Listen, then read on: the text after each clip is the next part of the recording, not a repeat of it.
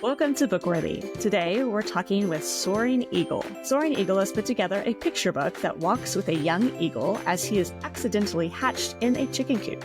He spends his life trying to be a good chicken, but things begin badly and only get worse until he escapes and goes on a journey of healing and discovery to find out who he really is. This sweet picture book is a great response book for any kid, and we're just excited to have Soaring Eagle here with us today.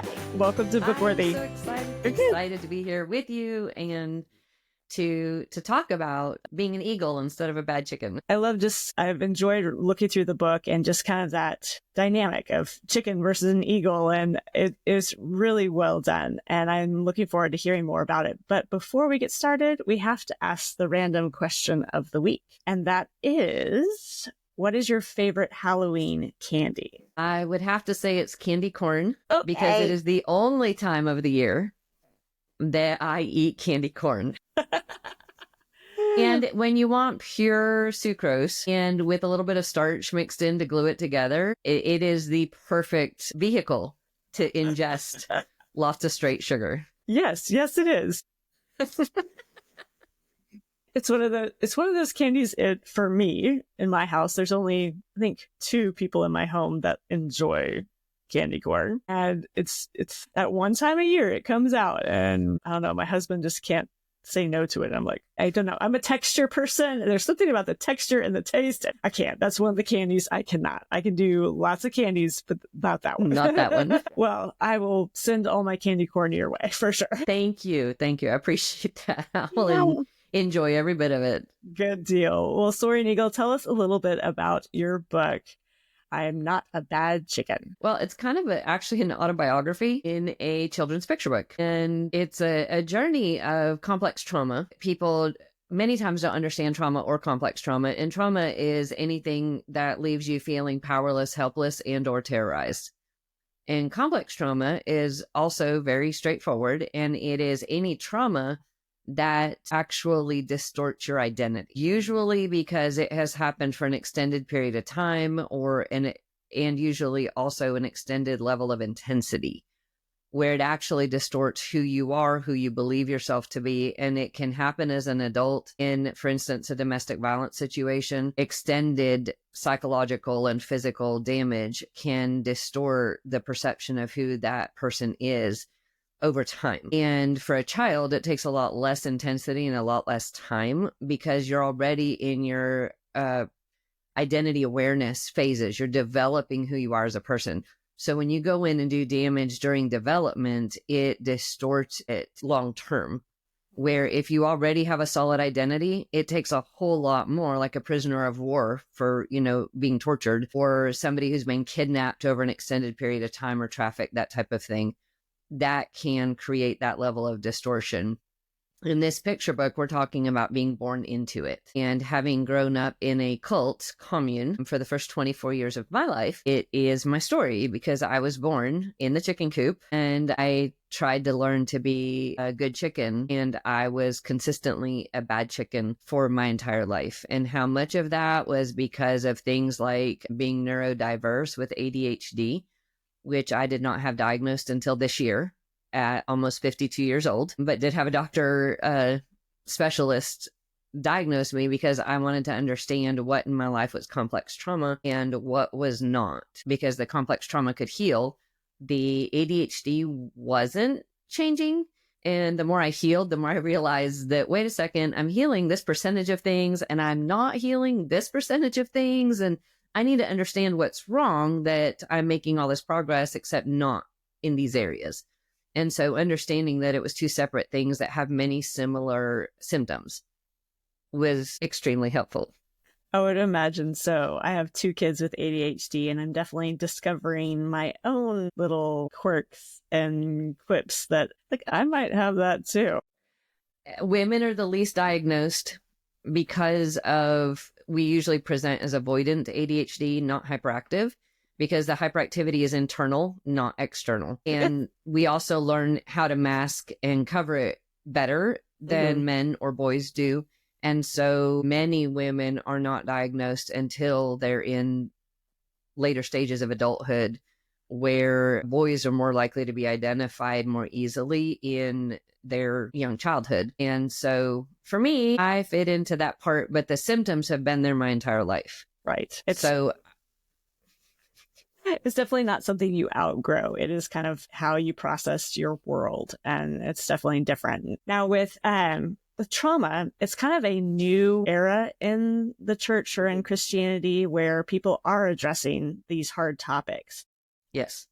I know you talk about your, the past that you have and the trauma that you've experienced some, but what do you think has led the church to desire to seek out trauma victims and to seek out to aid and help people that have experienced trauma? Well, to be honest, the hashtag Me Too movement played a role in that, in the secular world, in the media world, and that definitely influenced issues within the church. And the second thing is there have been quite a few very high-level, big-name Christian men who have been called out for misconduct in these areas.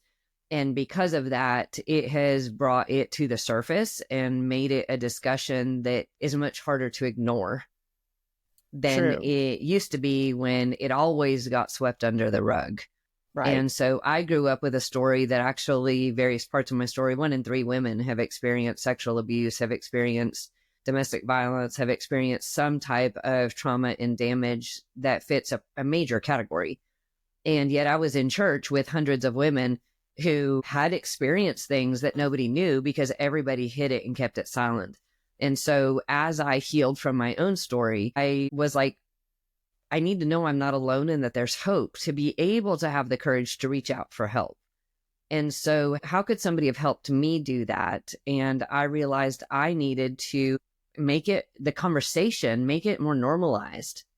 And so through a bunch of different means, including this picture book, it has been, how do you raise awareness to open the conversation of what trauma is, of the fact that your identity can be damaged by these things? How can I make it a discussion that is normal within families? Where you read a picture book and parents talk about it with their kids. Like, it's a conversation. Right. And many times something like this is going to be talking to the mother or the father or the older sibling or whoever as much, if not more, than it is talking to the child that is being read to. But even if it is only speaking to the child and maybe they've not had anything happen to them, later on in their story, if they have something major happen to them, they are already going to have embedded in their conscious mind the reality that you don't have to be what has happened to you. Mm-hmm. That you have an identity and a purpose that is created intrinsically, interwoven in your design, that gives you an identity and a purpose and a way, skills and opportunities that are uniquely yours. And so the goal is to get that message out so that all the things that happen to us that feel like they define us don't have the only voice, that we have another voice that counteracts it. I love that message because, no matter what your family background or what life has thrown at you, that identity is what we're all searching for. Like, from every age, you're looking to, who am I? What's my purpose? And why am I here? Those are like the question, no matter your religion. And, if we root ourselves in the truth that we are made in the image of God, we are image bearers, made with purpose intentionally from conception to the grave, and that every action that we have has purpose and meaning because of who made us. It's one of those, no matter your story, we all just crave that desire to belong, to have that identity, to know who we are. And I love that your book is kind of stepping into that space, because whether it's, sexual trauma or domestic violence, even the words of, what is it, a 12-year-old girl, like it can be that trauma response that sends you to question your identity, not know who you are, to send you in spirals that become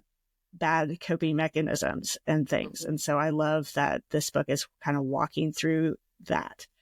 Now, you've worked with both adults and children, and if there was one message, which we kind of hinted on this a little bit, that you want kids to walk away with from this book, what would you want the big takeaway to be? You are not what has happened to you. So true. You are more than what's happening to you and around you. And that is a sweet truth for kids to walk away with, for certain. Now, because that's one of the biggest lies that happens in trauma and abuse is you believe that you deserve what happened to you. You believe you brought it on yourself somehow. You believe it's your fault. And many times perpetrators or people doing harm tell you it's your fault and you brought it on yourself and you were asking for it and you deserve it and all the things. And so to understand that when you're the child, especially, and somebody who is bigger, stronger, and more powerful than you is using that power to do you harm, it is never, ever your fault. And it doesn't matter how many times they tell you it's your fault. It's still not your fault. And that it is not your identity. You are not deserving of it. That is not how God sees you. It does not define your purpose or your capabilities. That just like the eagle in the story has been accused and blamed and physically attacked and misunderstood and all the things his whole life before he escapes, it doesn't actually change the fact that he's still an eagle and that an eagle has amazing capabilities and strengths and all the things. He just didn't know them yet. right. And so that's his journey, is learning and understanding who he is. And it's fun because he doesn't recognize it till he sees himself in the lake as a reflection next to his father. And when he looks down and sees them both there and that they look the same, is the first time he realizes he's not a bad chicken. He's been told he's an eagle multiple times by then, but he doesn't realize it until he sees, I look just like my father. And if he's an eagle, then I must be too. And you can draw the correlations from God the Father and from our Creator and all those things to pull together. If we're made in his image, it's seeing that image, that reflection of being made in his image that helps us see the identity that he created us with, no matter what outside people or circumstances or abuse has tried to tell us. That is such a sweet message in the book. But one of the messages that I really enjoyed was that he had a choice to escape. And I think a lot of the times, when you're in situations, no matter how big or small they are in your own mind, that, you think you can't escape this. You can't walk away from this bad situation. And I love that he had to make a choice to walk away from the chicken coop, to seek truth outside of where he was. And I think that is a very freeing exercise for kids to be like, I don't have to stay in this bad situation, whether that's with extended family or if it is with friends on the playground. Like, we don't have to stay in a bad situation. We can make a choice to believe in ourselves, to claim our identity, to not believe the lies that the enemy wants to tell us, and to step forward. And I've seen that in my own friends who have had lots of trauma in their past, and like watching them walk forward is one of the most beautiful things. Yeah. And in the book, it clearly shows that this isn't his first time trying to escape, because one of the beliefs is if I didn't escape the first time I tried, then I'm a failure and I can't escape anymore. And in it, they're telling him he's going to get punished even worse this time. And he's like, no, I'm going to escape this time. Because there have been a lot of times, and many of us do try, and we don't know enough. We're not mature enough. We don't understand our options well enough to escape the first or second or third time. But it doesn't mean that it's inescapable. Right. It just means that we haven't found the right way to escape yet. And there's always a way of escape. And sometimes the escape and the safety is, we call it internal boundaries. It's within our own selves. And other times it is where God meets us in our heart and protects who we are despite what's happening to us or around us. Because there are ways that we can't make it happen, in that we're too small, we're too, whatever our situation is in extreme circumstances. But God is always capable to meet us in that space. And even if it isn't as fast as we would want it to be, it doesn't mean it's hopeless. It means that we may not be at the escape yet. Right. But the escape is there. It is possible. It will be possible and that God does heal anything that he allows. Right. People think, oh, well, if God allowed it, then I am stuck. I'm in this mess. And the reality is God creates the way of escape and he brings in that healing. In my case, I was in an abusive marriage for 15 years. So that was a long time to not be out. Yeah. But then God did create a way and a plan of escape. And I worked on healing while within it for 5 years. It's very difficult to heal in the middle of the attacks and the poisoning and all the ugly. But it did give me the strength to escape. And it gave me the strength to seek and work through healing from that point forward, which is part of my healing story and the healing story for my children.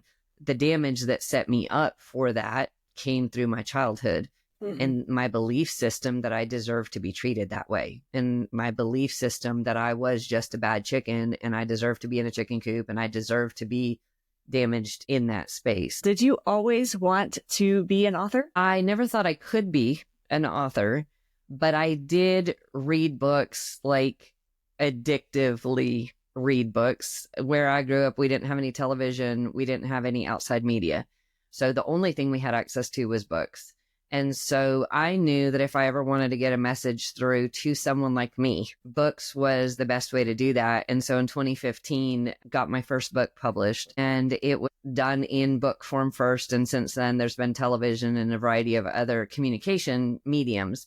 But books were how I grew up. And so the fact that now I have a picture book out there that could have talked to the listener in all kinds of ways and have had a way to let me know that my identity was not based on what had been done to me, that just sinks in very, very deep and powerfully in my story. And that makes it extra special to share it like this, because I know the little girl and the impact that this could have had. I love that. I love that God has taken, done a redemption story in your life and allowed you the ability and the passion to communicate that to kids just like you that are out in the world today. And I love how God redeems stories like that and makes what takes our misery and our hardship and makes it a mission field. And I love that he's done that for you with this book and your other books as well. Now, you said books were a big part of your life. What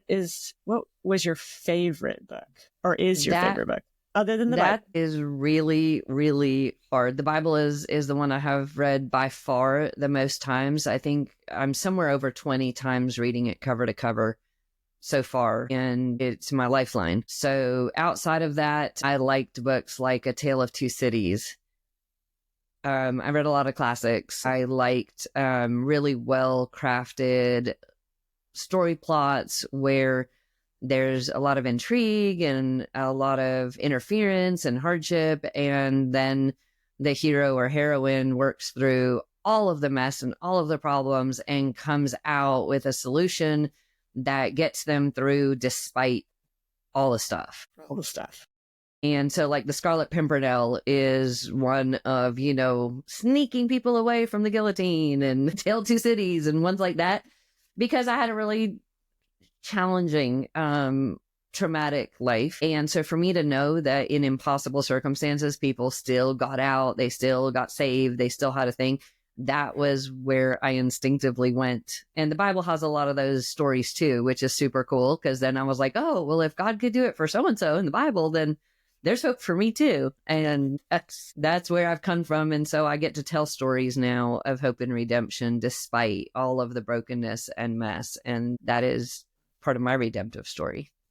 That's amazing. I love that those stories gave you that hope and then led you to a place to see those in the Bible as well. And he's redeeming that story for sure. And what can we expect next from you, Soaring Eagle? Well, I'm hoping to put out stories of some of the other characters in the book.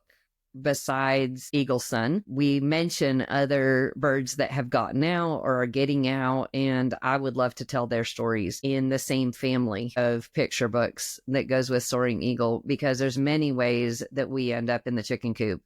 there's many ways we get out, and there's many journeys to finding our identity and just finding our place in that. And so I am really hoping that I get to tell some of the other birds' stories. And one of them might be about bullying, and one of them might be about family dynamics that are damaging. And there's a lot of different potential stories, and my own personal story includes a whole unfortunate number of scenarios. And so to be able to give voice to that in our little bird storyline is something that I'm very excited about. That sounds like a series of books that can hit any heart, no matter the little kids inside of the adults as well as the little ones too. And I love that you are taking a step of faith in this and providing that type of content for kids and adults. And if there's a little window that we might end up with an animated series attached to it, everybody, it's like